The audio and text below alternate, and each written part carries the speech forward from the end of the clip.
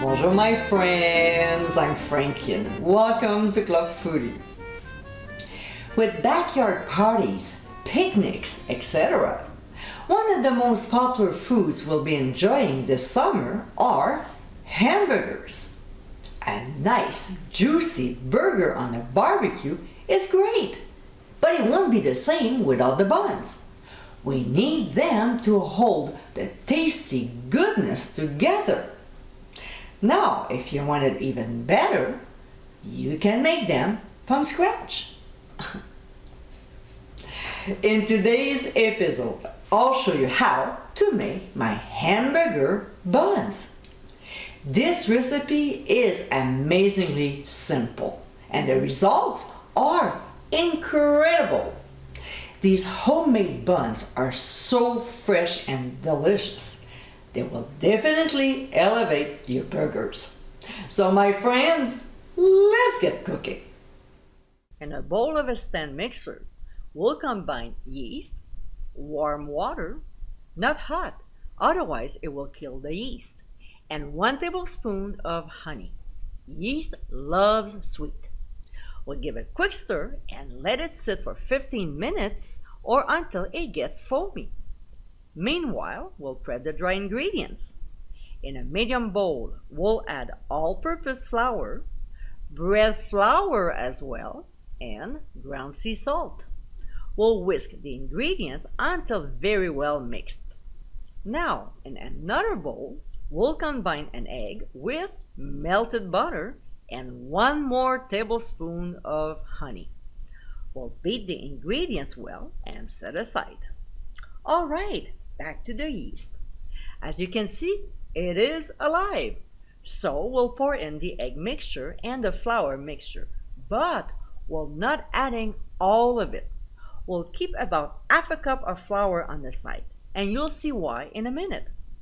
We'll place the dough attachment on and process at first on speed 2 for 2 minutes. Then we'll increase the speed to 3.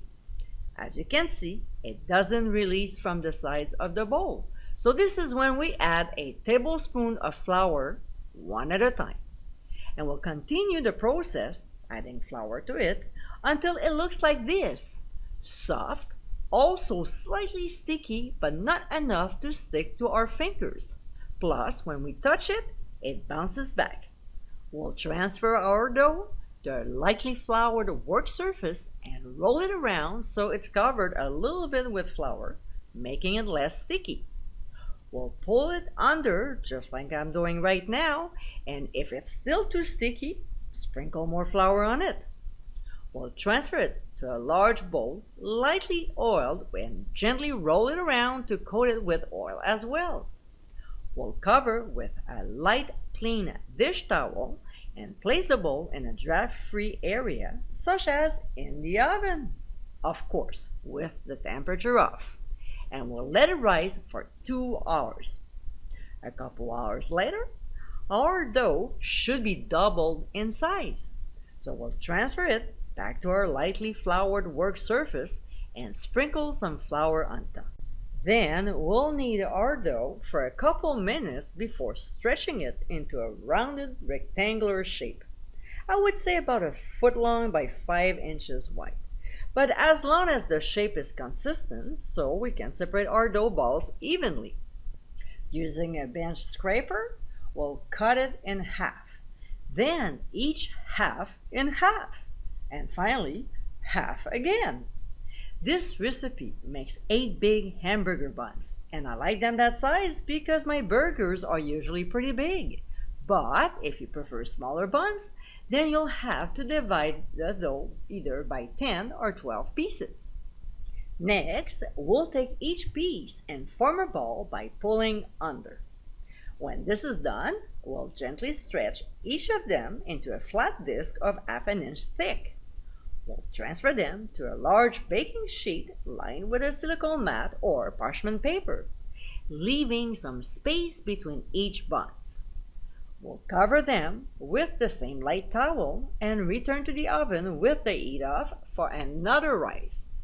Make sure that the towel is not tucked under. It just has to be on loosely. We'll let them rise for about an hour. 60 minutes later, we'll carefully remove them. We don't want to deflate the buns, so take your time. And they should look pretty much like this, nice and fluffy. Again, very gently, we'll lightly brush an egg wash on each bun. Now, for the final touch, we'll sprinkle some sesame seeds on top. We'll transfer the buns to a 375-degree preheated oven and bake for 17 minutes or until golden brown. We'll remove from the heat and let the buns cool completely before separating them and then slicing in half crosswise for the burgers. And my friends, these are our hamburger buns.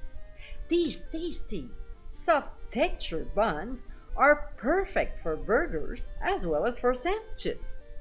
These homemade buns are definitely more flavorful than the ones from the store and will be a hit at your next backyard party.